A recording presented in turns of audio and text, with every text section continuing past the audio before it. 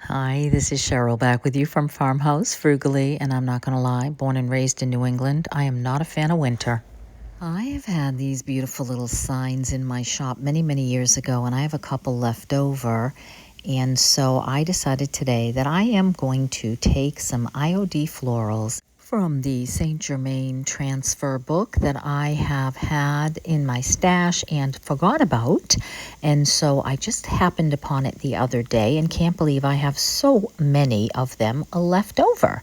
In case you missed the grandfather or grandmother clock that I covered in them, I will attach it to my description box. And so I would like to use up some of these, and I thought what a beautiful little pop of color, a little bit more spring to this would add to this sweet little sign. It's already adorable with the bird, but I think that this just kicked it up a notch. And now it's more colorful, more bright, and more spring-like, which is everything that my heart needs right now with almost 2 feet of snow on the ground.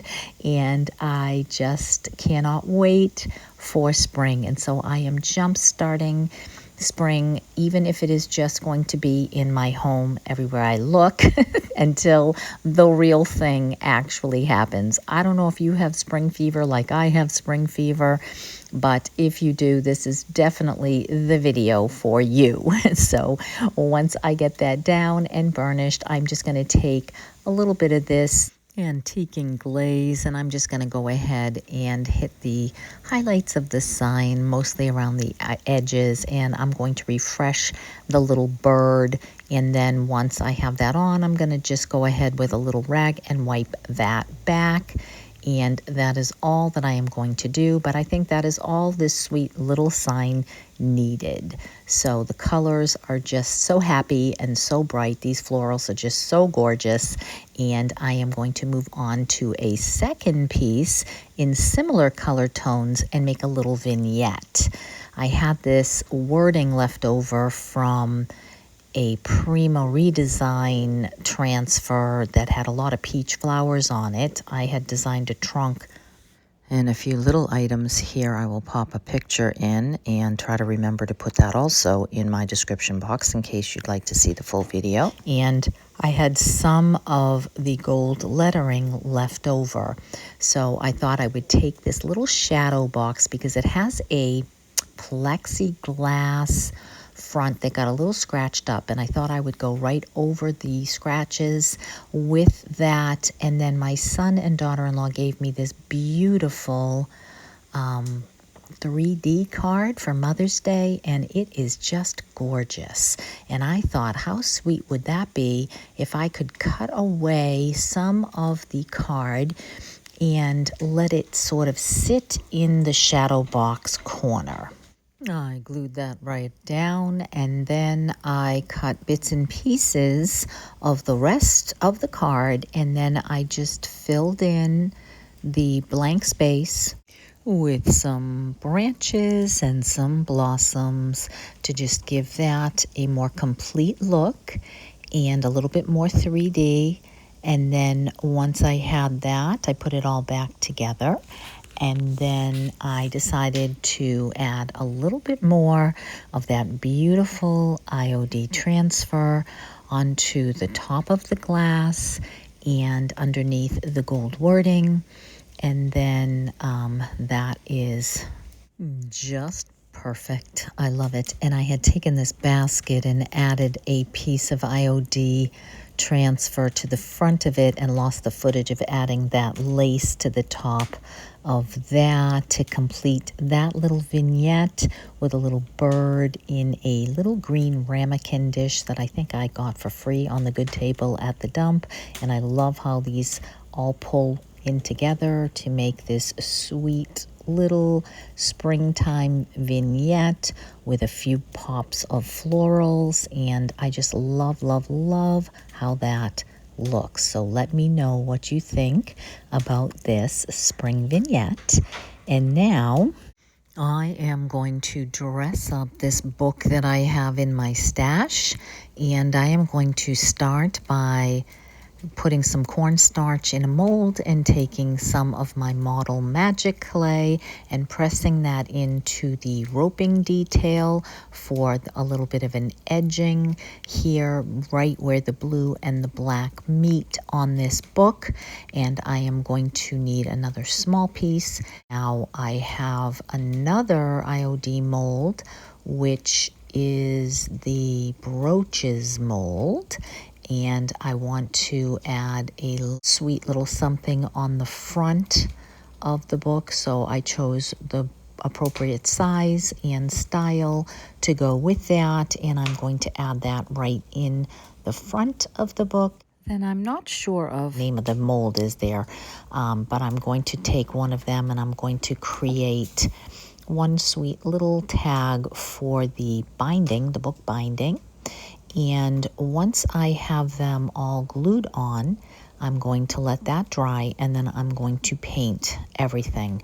It does help to paint it while the clay is still pliable, and if you do that, it cracks a lot less. And here I'm recognizing that I put all that on the book upside down. Not that it matters. It is not a book that I would ever read, but if you did, obviously the book isn't harmed in any way. It's just upside down. So now I'm taking my letter stamps, stamping the word florals onto the book binding tag, and then letting that all dry.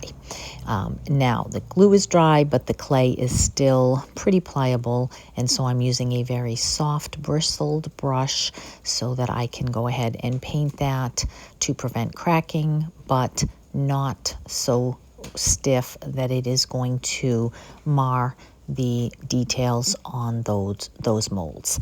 So I end up having to give this book 2 coats of this chalk paint and then let that thoroughly dry overnight before I adhere anything else to it, because if you use transfers, it's definitely a good idea to either use a poly coat or to let that be really, really good and dry. And it is -6 degrees, so we will not be spraying any poly anywhere. So I'm going to wait until that is good and dry.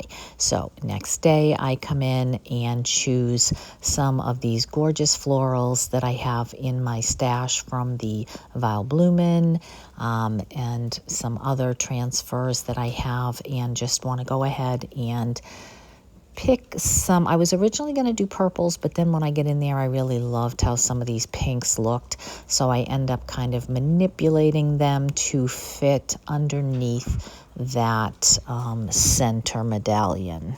I am going to choose a couple more of the foxgloves and just layer those on the bottom. And then I have this gold script left over from that little shadow box, so I added that as like a book title. And then I am going to add some of the Lover of Flowers poetry on the back and another beautiful floral from IOD on the back of that. And then I find this beautiful little matching butterfly for the front to put on that brooches mold. And then I am going to take my antique gold rub and buff, and I'm just going to hit the high points of the trim, all of the pieces of mold that I have here, and hit just the corners and a few other little areas. And then I am going to take a gold paint pen and to add the letters on that book spine. If I had had gold ink, I would have stamped it with those stamp letters, but I didn't. And then I am going to take a little bit of the antique glaze. I am going to basically get the vintage feel, but just a little bit on this book. I do want it to be primarily white for my vignette, but a little bit of age wouldn't hurt, so I'm going to add a little bit and then wipe that back. And then when I go in to protect the entire transfer with clear wax that will pull back just a little bit and leave it a little bit less antique looking, but just enough age, I think, for this. I hope that you have a book in your stash that you can practice with, that you can go ahead and take some of the items that you may have in your craft supplies and give that a little bit of a refresh for spring, just to give just a touch of that floral or spring to your home decor. Also, it's always lovely to keep these items out of the landfill whenever we can. So I hope that this has inspired you. Now, the last item is just this tiny little wooden box I had in my stash, and I am just going to go ahead and take a pretty green color that I had mixed up for another project and had a little bit left over. I have just painted the outside of the box. The top edge, one coat was sufficient. And then once that's dry, I will take my finger sander and sand around primarily the corners and outside edge to give that just a little bit of distress. And then in my stash, I had one piece of this lavender left from ages ago, and I did want to use that up. I always loved the purple against the green, and so I'm just going to take that one piece and I am just going to cut that into 3 pieces and layer that transfer onto the front of this box. And then I am going to go ahead and add just a little bit of a spring floral design in the center using just some items that I had in my stash. I'm not spending any money on any of these items today beside the few things that I may have picked up in the past for transfers and such. Now a little bit of that glaze to add a little antiquing around the edges, a piece of foam for the center, and then I have these beautiful lily of the valley and a little lavender in my stash, and I think these two are quite lovely together and will go so nicely with that box. So I'm just going to go ahead and add a few pieces right into the foam, and then once I have them the way I want them, I will add a few extra pieces of greenery. The lavender didn't have any greenery, so I thought that it needed just a little bit more greenery, so I took some off of that lily of the valley pick and added that in front, and then a little of the reindeer moss around the entire thing, and that is it. I could do other things, a tag or a bird's nest or a bird or something, but for now I'm going to leave this as is and just give this little section in my living room a pop of spring.